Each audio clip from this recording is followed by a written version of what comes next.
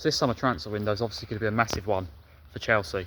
There's a lot of things we need to do, a lot of areas that desperately need improvement, and also players that need shipping out. So I'm going to be doing regular updates to see what's going on in terms of the rumours and in terms of transfer business that we could expect over the next couple of months, before and also after the World Cup. The World Cup, I imagine, things could potentially go quite quiet over the World Cup, with a lot of players that could be moving or could be there's a big interest in them will be playing for their countries. So there's a week or so to go before that all really kicks off, where things could still happen. There's also I'd also expect a lot of action in the transfer window to happen after the World Cup, in that period from when the World Cup ends to when the Premier League and just all the European seasons kick off for next season, for 26-27 season. But so far there's been a lot of transfer rumours with Chelsea. There always is. We're always linked with so many players, and it's hard to tell which ones are legit and which ones aren't at some point. But looking at some of the recent news, I mean, the areas that we most need to improve in my eyes are: we need a goalkeeper, we need a centre back. I think the defence needs improving, the goalkeeping situation needs improving, and that's been the case for a while now. And in other areas, I think there's need for strengthening as well. But starting with the goalkeeper situation, now there's not enough talk for my liking. I think we desperately need to sign a new goalkeeper to be the number one. Sanchez is still starting for us. You know, on paper, if you didn't watch Chelsea week in, week out, you might think that maybe that's a bit harsh. 15 clean sheets, he got in 50 last season, and you know, you see on clips he makes some big saves, but the reality is he makes too many mistakes. His distribution is terrible, and I think that we just need to be looking at we've needed to bring in another goalkeeper for quite a few seasons now, and it's just not happened. Magdalene was linked with last season, but the club wouldn't go above 15 million for him or whatever, which was just ridiculous. Could have got a really good goalkeeper there for very little, but they didn't want to pay that. I mean, Alonso apparently has a list of goalkeepers that he would consider to bring in. I mean, one of the ones that's been talked about a lot is Diego Costa, who is Portugal's goalkeeper and also plays for Porto, who's very, very good goalkeeper. That's someone I'd very much like to see at the club. A lot of names being thrown around, but no real serious interest in anyone at the moment, which is concerning because we desperately need a goalkeeper. But not heard much at the moment. Obviously, the two that have mainly been the main two for us over the last few seasons are Philip Jorgensen and also obviously Robert Sanchez. Sanchez, from what I'm hearing, I've heard a lot of reports that he might even start next season as the number one, or you know, with maybe have Mike Penders have the opportunity to maybe fight for the place for the number one. But the fact that he could start the next season as the number one is just ridiculous in my eyes. I think they need to look at this and they need to sort this out quickly, or else we're going to end up in the same situation as we ended up in last season. And I don't understand it. I just don't understand why they're still persisting with him as the number one, or potentially I've heard a lot of stuff saying that, yeah, well, because there's other areas we need to strengthen, that position's not the priority. I disagree. I think that should be one of the main priorities this summer, getting in a top goalkeeper.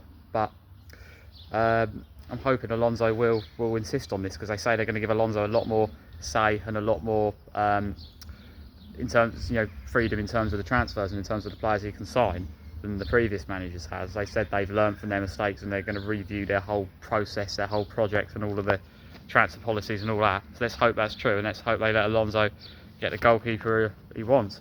Obviously, of course, if we do sign another goalkeeper, I imagine that'll be the end of Robert Sanchez at Chelsea. But Philip Jorgensen looks like he'll be leaving. He's had 2 seasons at Chelsea. His first season, last summer, he asked to leave, allegedly complained about a lack of game time. Recently, he's apparently asked for a meeting with the board, wants to discuss his lack of game time. If we're not going to basically give him more game time, he's going to leave, basically. His performances have not, he's definitely not earned more game time. So if that's the case, I think he's going to have to be moved on, and I think he likely will be. Sanchez, whether he's the number one or not next season, I think will depend whether he stays or not. I think if they do sign someone else to, not as a backup, someone else to start as number one, then I think he'll go. So it'll either be Sanchez or a new keeper as number one. And I imagine Mike Penders, who's been on loan to Strasbourg last season, and Genk the previous season, and done well, and definitely a goalkeeper with potential. I imagine he'll be the number 2 and have opportunities to play in the cups and all of that. There's Sherman Lowe, of course, who I really want to see get his opportunity, but I wouldn't be surprised if he either goes on loan to a Championship club or maybe signs permanently for one, depending on how things turn out. I'd like to keep him at the club long term, but ultimately, if he wants first team football, a lower league move might be the way to go for now. To be honest, we made a mistake selling Petrovic to Bournemouth, done well at Bournemouth, and was good in the season or so that he started as the number 1 for us.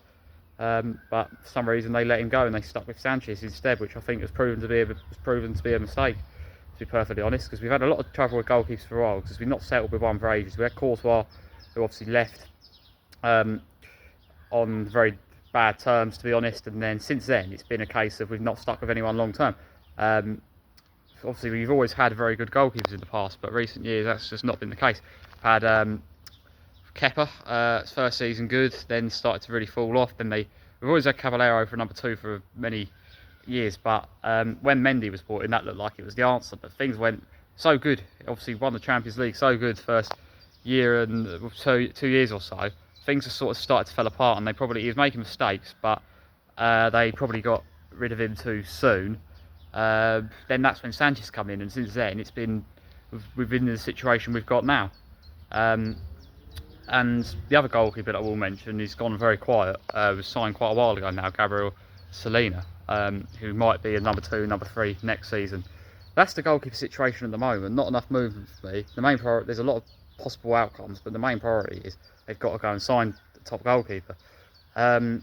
Defence is, well, Colwell probably the best centre back we've got in my opinion. Let's hope we can keep him fit. Let's hope we can start next season with him. Someone else top needs to play alongside him though.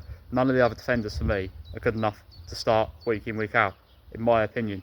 Chalobah, very good at times, but I don't know, I was not impressed with him last season, I've got to be honest. Tosin is a player whose first season I was impressed with him. Last season he didn't have much game time, but apparently, he wasn't great when he did play, and apparently he's not in Alonso's plans anyway, which I can't really argue with. Badiashile was another one that I think needs to go, that I think Alonso apparently will want to ship out as well. He's been hanging around too long, it's time for him to go now. Selling Disasi, or getting rid of Disasi looks like a mistake now, of how well he's done at West Ham. There's also, there's a few other ones. Like Sarr looked good against Hull in the Cup, but when he got the chance to play in the league, didn't do it. So that's another one that I don't think is up to it. So they need to sign someone top to go into that defence. The ideal player for me would be someone like Bastoni, who he was linked with, but didn't pursue the move enough in January, which was a real shame, because what a signing that would have been. But there's talks about Canate now. I'm not sure about that. I'm not sure how. I'm hearing other stuff saying no, they're not that serious about going for him, so I'm not sure. But that's someone they've spoken about. But I think if I could choose someone, I'd go for someone like Bastoni, for sure. Be a difficult one to get hold of, but that's the player that I think, the type of player anyway, that I think we need in that defence to go alongside Colwell. Alonso, he does play with a back 3 usually. We can really utilise the wing backs then, really utilise Cucurella. I'm really hoping we're going to keep. There's a lot of interest from Atletico Madrid and also Reece James on the other side. Hopefully we can really utilise them too. Malo Gusto has some good games, some bad games, but apparently he's someone who wants, apparently I've heard he wants more game time as well, or a better contract or something. And again, like some of these players asking for more money, more game time, whatever, have they really earned it? I think we need to have a long, hard look at that when we were really prioritising this summer, thinking, okay, who are we going to keep, who are we going to get rid of in order to bring better players in? Could we see, Hato, I was impressed with in that second half of the season. When he finally started to get the game time, Maresca seemed to not like him, but when he finally got the game time, I was really impressed with him. So I think he could maybe start in that back 3 next season alongside Colwell and the new defender. I think that's something they could look at. He's a versatile player, Hato, can play in multiple different positions. He's going to the World Cup, he's got his call up for the Netherlands, so that's good to see. I'm glad that he's moving along with him, because I was actually really impressed with him in the second half of the season. I thought he was excellent. I want to see more of him next season, and I think I'd actually start the season with him in that back 3. Obviously Caicedo will start in the midfield. The question is though, who goes alongside him? Because Enzo, unfortunately, as much as I want to keep him, looks like he could be going. Maresca, he's obviously he really played well under Maresca, had a really good relationship with Maresca, and he wants him at Man City, which is a worry for me. that he could go there. We have put a massive price tag on him. It'll cost them 120, 130 million, whoever wants to sign him. But there's clubs who can afford that. We've said he's not for sale, but if we was forced into selling him, if he wanted to move, that's what they would, the price tag that they would go for, which ultimately I don't really care. I'd rather have the player. Enzo Fernandez, so important to us, our best player last season, just so important to Chelsea. We cannot lose him. And unfortunately, the way it was at Sunderland, the way it almost looked like it could have been a good buy, which should be the last thing we need. The main priority, I think, if we can get anything out of this summer transfer window, it has to be keeping Enzo. But it's going to be really tough. You've got the World Cup coming up where he's going to be playing for Argentina, obviously. We are just going to have to wait and see on that.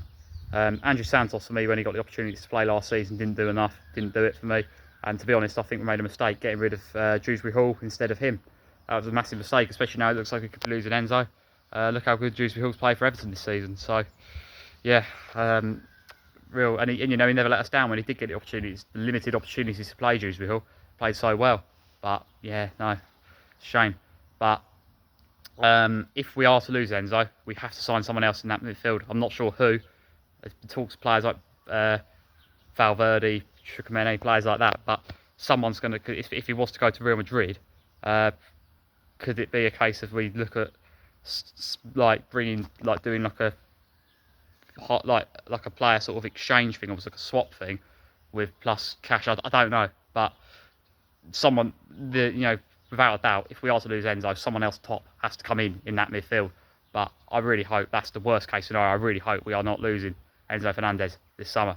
Now, the forward line's interesting as well, because João Pedro, so much interest in him as well from Barcelona, and we're insisting he's not for sale, but they're persistent about this. They really want to go for him. It seems they don't want to keep Rashford, which is strange because he's done so well. They seem really adamant on going for João Pedro. We're going to have a bit of a fight to keep hold of him this summer, but I think we'll be able to, and I really, really hope so, because along with Enzo, best player last season, top goal scorer, fantastic return, the best return we've had out of anyone in recent years. And he's not even traditionally an out-and-out number 9. Traditionally, he sits behind the striker. There's still rumours about bringing in a top number 9 to play in front of him next season, which I definitely think I would not be against at all. I think that's could be the thing to do. Palmer, I'm hoping he's going to say, obviously, we need to get him up and running again. And I actually thought like people are exaggerating a bit about his bad form last season. And obviously on the other side, Neto is the player that's the most spoken about, he's very important to Chelsea, Neto, and I think maybe been misfortune, recently to have, things just didn't go well last season. But Neto's a player that I definitely think we need to keep in this team. Estevao, he's going to miss pre-season with his injuries, real shame, but we need to get him up and running again. Will someone else sign for this attack? I think if we are to sign another attacker, I think it's more likely to be a forward than the winger. I think the wingers, the main priority is keeping the best ones fit. I think Garnacho's going to be leaving, so maybe someone else comes in that position, but it's hard to say. I think definitely a goalkeeper, definitely a centre-back. Depending on what happens in the midfield, maybe a midfielder. And maybe a better backup as well to sign if we are, because Lavia's fitness is just never going to be 100% by the looks of it. So better backup, even if Enzo is to say we need maybe someone with better coverage in that area. So that's 3 at least already, and potentially someone on the forward line as well. So I'm thinking at least 4 or 5 signings here I think are absolutely necessary, and 4 or 5 at least need to go. Nicholas Jackson will be coming back to Chelsea from his loan at Bayern. He's had limited game time there, obviously, because of Harry Kane. But he's had a few good games, but ultimately he's said he would come back to Chelsea if he would get more game time, if he'd be guaranteed first team football week in, week out, which his performances haven't earned that. So in my eyes, if that's the case, let's cash in on him, to be honest. They need to sort of change the transfer policy. They need to go for more experienced top players. And at the end of the day, we're going to have to be ruthless, I think, with this summer clear out. And players that aren't 100% sure if they want to stay, players that aren't, if Jackson said, I want to come back and fight for my place and all of that, fine. But ultimately, he's pretty much demanding first team football. I can't see how we can stick with that, to be honest, because first season, okay, yeah, there was some real promising signs from Jackson, but ultimately he missed a lot of chances. The way he finished his last season at Chelsea was so bad as well, all the sending offs and all that. That's something else. That's a Chelsea problem, full stop, though, the sending off. The amount of red cards we got this season, so they really need to sort out. And of course, Fafana as well. 2 sends offs. Fafana's one, I think, that's just not. Now he's finally got over that injury. Now he's had the chance to have the football week in, week out. It's not done it either. So there's a lot to sort out, and there's few players that are linked with moves away, and some of them are the best players. João Pedro, Enzo, Cucurella have to keep hold of these. And briefly on the lap, we'll talk about the striker situation as well before we finish. Let's wrap it up with the number 9 situation. The lap, I can't see how he can stay after this season, to be perfectly honest. Absolutely shocking. They need to sign a proper number 9 to go in front of João Pedro if that's what they want to do, instead of the false 9. I'm really not sure what that's going to look like, but Juventus are going to have to offload a lot of players, because them not being in the Champions League is really going to cost them financially. They're going to have to offload a lot of players. We've been linked with a lot of them. One of them we've been linked with for a long time is Vlahovic. Maybe this is a chance to go and sign him. Anyway, let me know what you think. Will Enzo stay at Chelsea, crucially? But other than that, what are the areas Chelsea needs to improve the most? Will we get the signings we need? Who would you consider bringing in to Chelsea as new signings? And also, who would you clear out as well over this summer? Let me know. I'm interested to see where this all goes.